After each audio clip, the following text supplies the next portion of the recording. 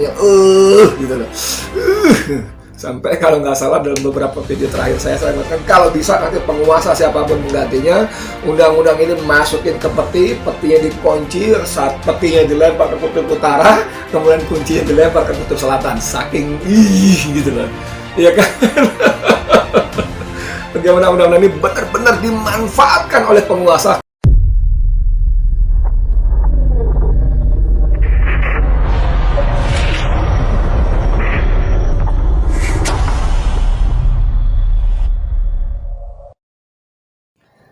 Assalamualaikum warahmatullahi wabarakatuh. Saudara, dengan saya Edi Mulyadi.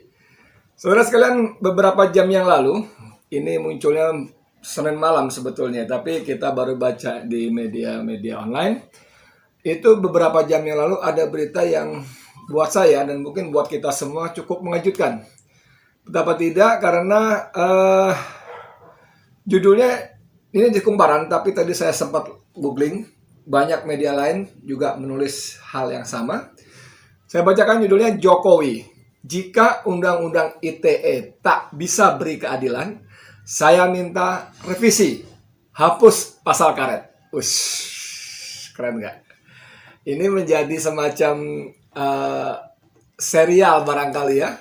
Serial karena beberapa waktu sebelumnya Presiden baru saja dalam pidato di peluncuran buku tahunan Ombudsman RI, ya ORI, itu beliau Joko Widodo minta agar masyarakat lebih aktif menyampaikan kritiknya. Wah, lalu kita tahu jagat medsos kita bergejolak, wah, dan sebagainya, sampai tidak kurang dari mantan Wapres Yusuf Kala pun bertanya gimana caranya mengkritik tanpa harus dipanggil dan ditangkap polisi. Iya. Kalau Anda ikuti channel Bang Edi juga, Bang Edi channel juga ada video saya soal itu. Bahkan saya bikin tutorialnya ya, contohnya. Saya bacain aja gini ya. Presiden Jokowi memimpin rapat pimpinan TNI Polri secara tertutup hari ini, Senin kemarin ya maksudnya ya, 15 Februari. Dalam rapim internal itu, Jokowi sempat membahas soal kemungkinan revisi Undang-Undang ITE. Ya, wow. Jokowi mengatakan pemerintah bisa saja mengusulkan revisi Undang-Undang ITE ke DPR jika aturan ini dirasa memberi ketidakadilan kepada masyarakat. Hal ini terjadi karena Jokowi melihat banyaknya pihak yang saling melaporkan dengan dasar Undang-Undang ITE dan tidak sedikit yang merasa dirugikan. Wow.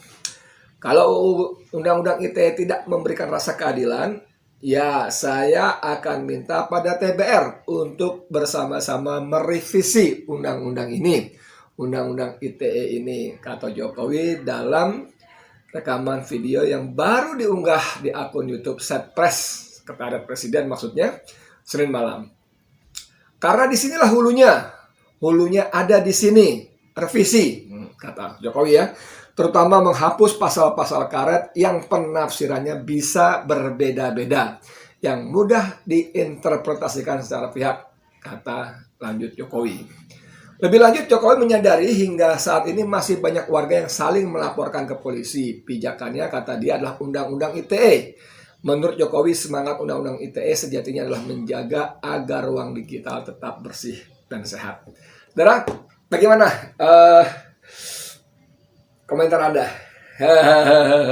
Kita tahu polisi dengan dalih Undang-Undang ITE banyak menanggapi tokoh-tokoh yang kritis. Bahkan bukan cuma tokoh, warga negara biasa yang cuma sekedar mengunduh ya, warga negara biasa yang menyampaikan unek-uneknya di media sosialnya, mungkin di Facebooknya, di Twitternya pun dicokok, diangkut dengan dalih Undang-Undang ITE.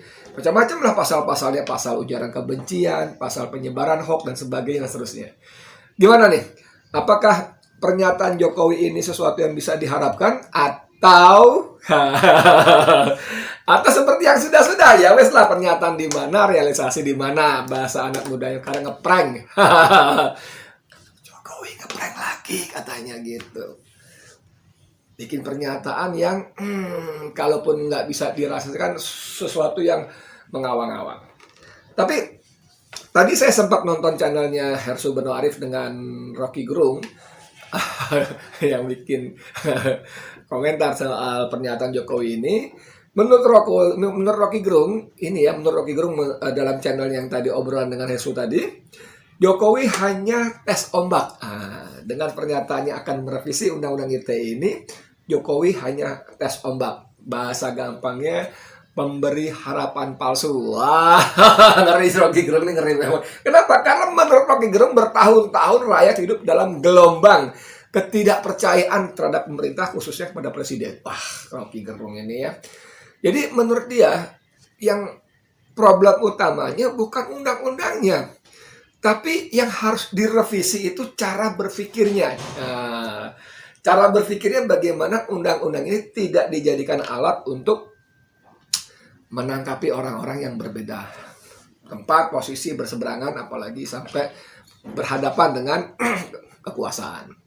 Saudara sekalian, dalam video-video saya sebelumnya saya berkali-kali menyebutkan undang-undang ITE ini undang-undang yang gitu loh. Sampai kalau nggak salah dalam beberapa video terakhir saya mengatakan kalau bisa nanti penguasa siapapun menggantinya, undang-undang ini masukin ke peti, petinya dikunci, saat petinya dilempar ke kutub utara, kemudian kuncinya dilempar ke kutub selatan. Saking gitu loh. Iya kan?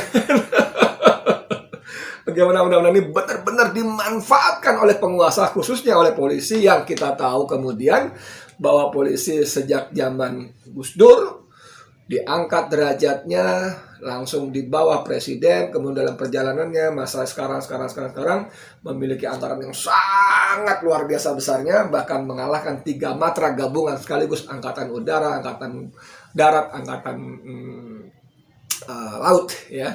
Dahsyat sekali. Dan mungkin itu kali ya cara para Kapolri dulu membalas jasa presiden dengan menjadi penjaga kekuasaan. Dengan menjadi alat kekuasaan, alat pukul kekuasaan, yang harusnya mestinya polisi menjadi alat negara, bukan alat pemerintah, apalagi alat kekuasaan. Itu barangkali. Nah, karena itulah selama bertahun-tahun, paling sedikit 6 tahun ini, saya mungkin terlalu naif, tapi saya hopeless. Saya merasa bahwa undang-undang ini adalah sumber masalahnya. Sehingga dalam banyak video saya bilang, buang jauh-jauh, sampai beberapa waktu terakhir ini saya kembali merenung setelah membaca-baca. Ternyata memang undang-undang ini kan lahir sebelum Jokowi berkuasa. Undang-undang ini lahir saat SBY, Susilo Bambang Yudhoyono, menjadi presiden. Dan, dannya ini yang saya suka. Dan ternyata di saat Yudhoyono menjadi presiden, undang-undang ini tidak digunakan untuk menangkapi orang-orang yang berseberangan dengan penguasa. Tapi di luar itu lagi, saya dan kawan-kawan dulu tahun berapa saya juga lupa, itu menyelenggarakan aksi unjuk rasa di patung kuda, tapi lebih kepada bundaran air mancur Tamrin itu ya, di depan gedung Sabta Pesona. Itu kami menyelenggarakan aksi unjuk rasa yang jumlahnya besar-besaran, dan kami waktu itu membawa seekor kerbau hitam di talinya, lalu di tubuh kerbau itu ditulis SBY, yang orang semuanya segera paham yang dimaksud Susilo Bambang Yudhoyono, dan tidak ada satupun dari kami yang dipanggil polisi, ditangkap, apalagi di penjara. Tidak ada. Jadi gini, yang saya mau bilang dengan kilas balik flashback seperti ini adalah bahwa undang-undang yang dilahirkan oleh zaman SBY pun tidak digunakan. Nah ini, tidak digunakan untuk menangkapi para pengkritiknya, para oposan. Padahal kalau kita baca waktu itu, waduh, gila itu waktu itu kalau kita baca, wah, SBY hampir tiap hari. Ini ada cuitan dari Effendi Ghazali ya. Saya, Fajrul, dan teman-teman aktivis pernah menyampaikan 9 kebohongan lama dan 9 kebohongan baru Pak SBY Yudhoyono. Pada masa itu kami tidak diperiksa, tidak ditahan, kata cuitan si Effendi Ghazali. Kalau masa ini keluar kata-kata itu, nggak usah 9, 3 aja rasanya membawa kita ke pemeriksaan polisi dan penjara. Enggak, katanya gitu. Jadi saudara sekalian, ini yang saya diskusikan secara one way ya. Mohon maaf kan nggak ada interaksi. Betul nggak sih undang-undang ITE ini kita perlu revisi? Atau yang direvisi itu kata Rocky Gerung otaknya, cara berpikirnya. Gitu. Selama 10 tahun berkuasa, SBY tidak menggunakan undang-undang kita. Saya nggak tahu persis, nanti kita lihat lagi datanya, filenya, kapan undang-undang ITE ini dilahirkan, tahun berapa maksud saya. Tapi pastinya di zaman SBY. Dan SBY tidak pernah menggunakan undang-undang ini, walaupun kita tahu persis. Luar biasa. Kalau menurut para pembelanya sekarang ini, Fajrul, si siapa lagi segala macam itu, bahkan orang PDIP TB Hasanuddin segala macam, mereka bilang tolong bedakan antara kritik dan kebencian. Itu kuno banget itu, klise banget. Ini terjadi pada zaman SBY. Jadi saya serahkan kepada Anda semua pertanyaan, betul nggak sih undang-undang ITE perlu direvisi atau cara berpikirnya?